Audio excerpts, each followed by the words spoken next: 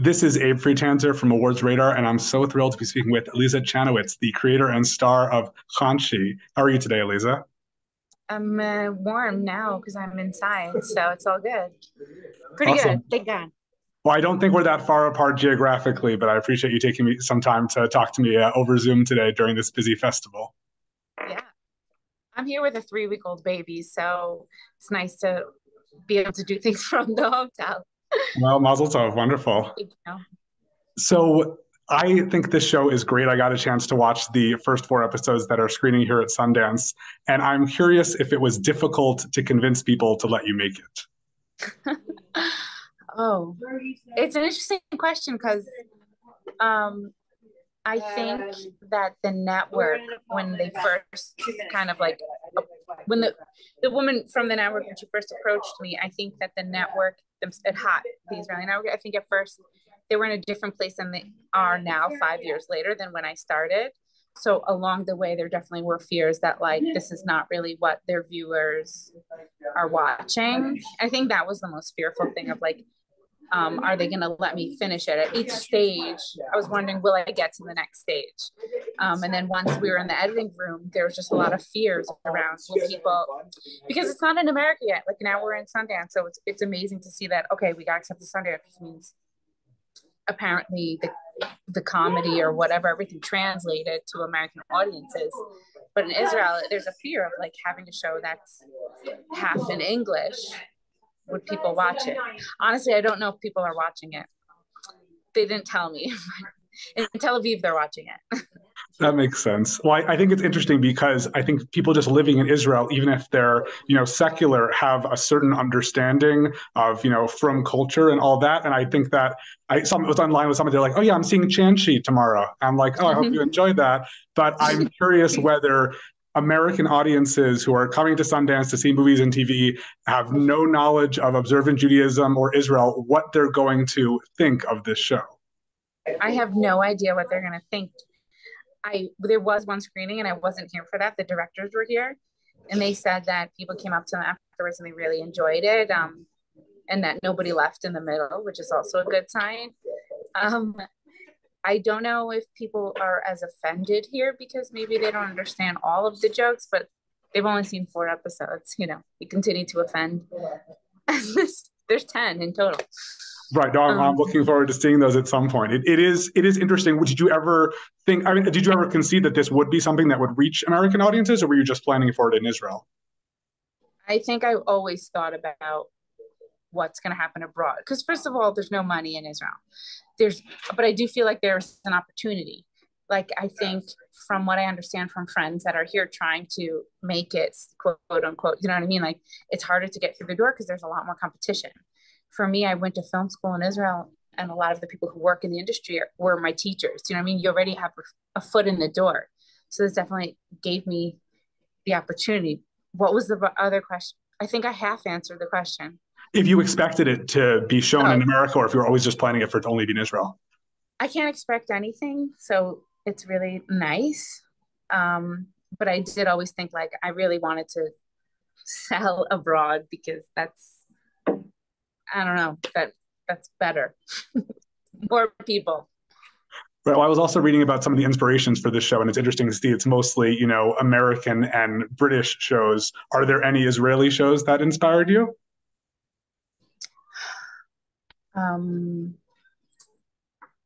Are there any Israeli shows that inspired me? No, there's some shows that I don't watch. I watch a lot of YouTube and a lot of trash and reality. That's really what I end up watching. I don't know if that was inspiration. There is this, why it's not inspiration. A makolet, what is it called? A pitzutzia. There's this show, if you're interested. It's on YouTube. It's called a pitzutzia. It has nothing to do with my show. Never mind. Just watch it if you're interested. Okay. Sorry. Well, what American or British shows, I guess I should say, do you think people would enjoy, would come from those and enjoy this one a lot? People have been comparing it to Girls, which is a big compliment for me. I think I have a hard time using references. Other people have used references, and so I go along with it. I think they use a reference of Fleabag, which is also I think anything that's like very female driven, people have compared it to, and especially if there's like a comedic aspect. Um, it's just hard to work from references because I don't know what people's expectations then are. I don't know. That's Somebody fair. compared it to Larry David, and I was like, oh, that's cool. Well, I think a lot of American audiences will also go in and expect to see Henry Winkler and Caroline Aaron in these very prominent roles, and I'm sure that they're in more of the back half of the season. But what was it like to get them on board this? In terms of like to get them on board, it was easy that they were interested, and that was surprising. Aaron, one of the directors, he's also a script editor. He reached out, and specifically Caroline, her one of her best friends when she was 20 is who plays in episode 3, the one who plays Heike. They're best friends from the States. So that they were like, oh wow, this is a dream come true that we can like act together. So that was just another plus. I guess it's because when you're doing something Jewish, it makes the world a whole lot smaller. And then actually working with them was great. They were like super professional. They asked questions, they took direction, they brought feedback, and like they wanted to do a good job. There was no like they weren't doing us a favor, like they came to work. So that was really relieving. That's great. Yeah, I spoke to Caroline last year about Mrs. Maisel, and she mentioned that she was filming the show, and that was the first time I heard about it. And she's also has a role in Theater Camp, which is screening here at Sundance, so it was fun to see. Yeah, I heard. I didn't see it. I heard it was great. I heard she was great. Well, I'm not surprised. Yeah. Of course. One thing I really love about the show is the music, that it's all these songs that I know just from, USY and Synagogue and other stuff. And they're just some very fun versions that I wouldn't necessarily expect to see paired with a lot of the content we're seeing on screen. How involved were you in that process? Yeah, absolutely. I was very, okay, first, a lot of the musical references from the beginning, I always wanted certain, I like voices, I like choral stuff. And at the same time, I wanted to work with a musician who knows how to copy different styles. And so we worked with Shuzen, and I've heard his music for a different show that he based.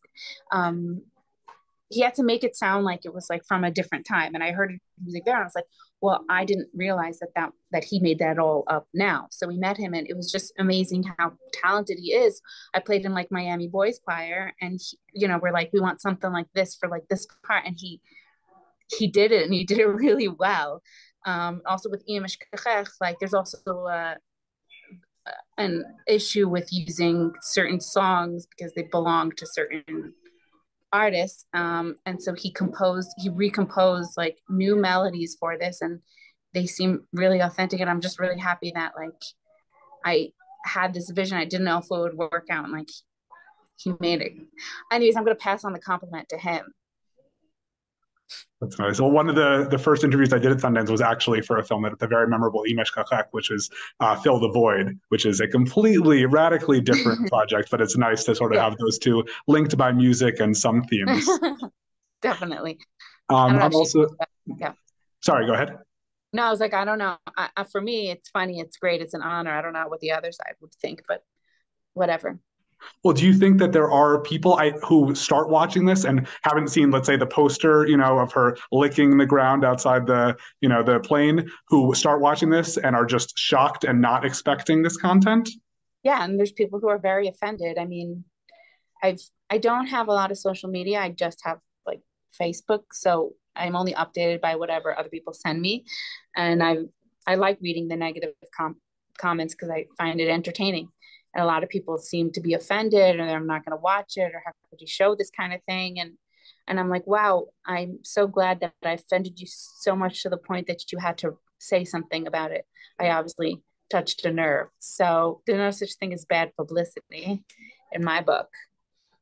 Well, another comparison I hope you'll appreciate is I just came from the screening of Judy Blume Forever, and she also said she used to go through bad reviews and mark them up with red pen and was going to send them to the people just to tell her what she really thought of them. If my 3-week-old baby gives me the time, maybe I'll do the same.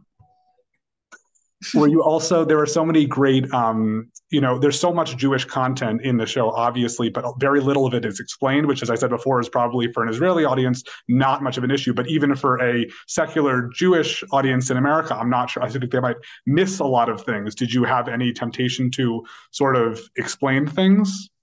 It's hard to find a balance. And I think also that it was interesting to have conversations with the two directors who they are completely secular and have secular backgrounds. And so they didn't know a lot of things I was talking about, even though there's differences between religious Americans, religious Israelis. And then once you dive deeper, you just, it's a whole mess.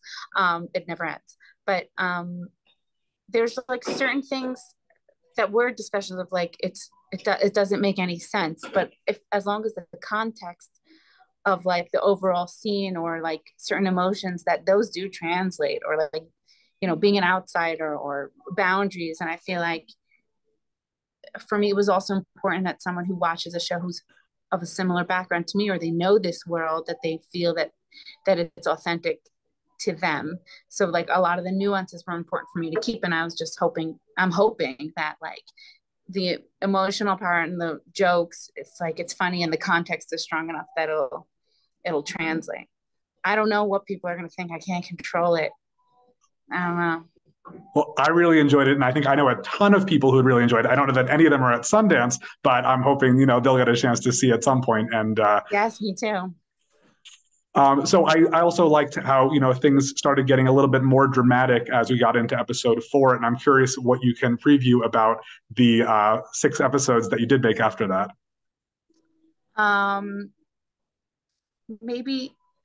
Oh, I don't know what to say without. I think Chanshi does eventually gain a bit more of an awareness of the way that her actions affect others. We also find out more about who she is. Noki's character. I don't know. There's lots of good things to come. Yeah. And anybody who's really just watching because they want to see Henry and Caroline will have to keep watching until episode 9.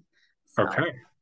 And I don't know what's happening, with Hot in Israel, but is there a season 2 planned? Is that something that you're still waiting on? Do you have more ideas? I honestly don't have an idea right now. I've had other projects that I was working on before because I never believed the series would actually be filmed. And I also just gave birth and I'm still figuring out how to keep her alive. So maybe one day, but I can't answer that question now. Okay. Well, good luck with all those things. Thank you so much for taking the time to speak with me today. Thank you.